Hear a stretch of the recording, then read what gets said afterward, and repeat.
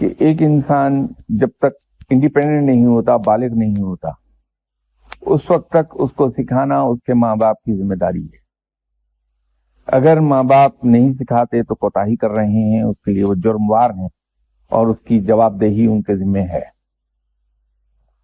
لیکن جب ایک شخص بالغ ہو گیا تو پھر علم کی تلاش کرنا، حق اور سچ کی بات کو تلاشنا، یہ اس پہ اپنے اوپر فرض ہو گیا۔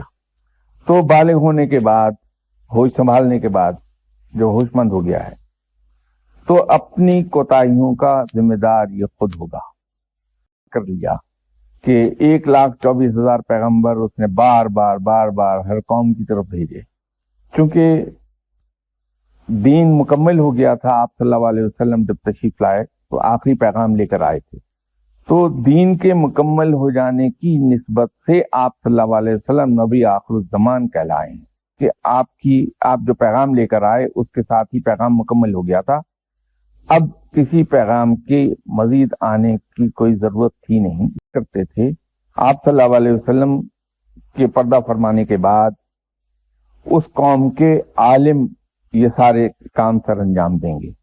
تو 3 چیزیں ہیں کہ عاقل و بالغ ہونے سے پہلے تک اگر کسی کو کوئی معلومات فراہم نہیں کی گئی ہیں تو اس کا جرم اس کے ماں باپ پر عائد ہوگا اور اس کی جواب دہی وہ کریں گے۔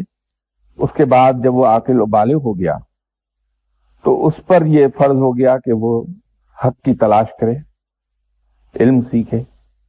اس میں اس نے کوتاہی کی تو اس کی سزا اور اس کی جواب دہی اس کے ذمہ ہے۔ پھر تیسری چیز یہ ہوگی کہ علماء سے یہ پوچھا جائے گا کہ تم لوگوں نے اپنی ہمت کے مطابق اس پیغام کو پھیلایا کہ نہیں پھیلایا، کیونکہ یہ ذمہ داری تمہارے سپرد کر دی گئی تھی۔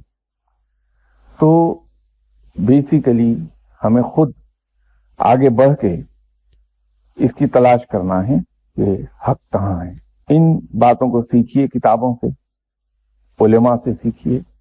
جو چیزیں آپ کو کتابوں سے سمجھ نہیں آتی، وہ لوگ جو ان چیزوں کو سمجھتے ہیں، جانتے ہیں، ان سے پوچھیے، وہ آپ کو بتائیں گے۔ اگر بتانے سے انکار کریں گے تو جرموار ہوں گے وہ۔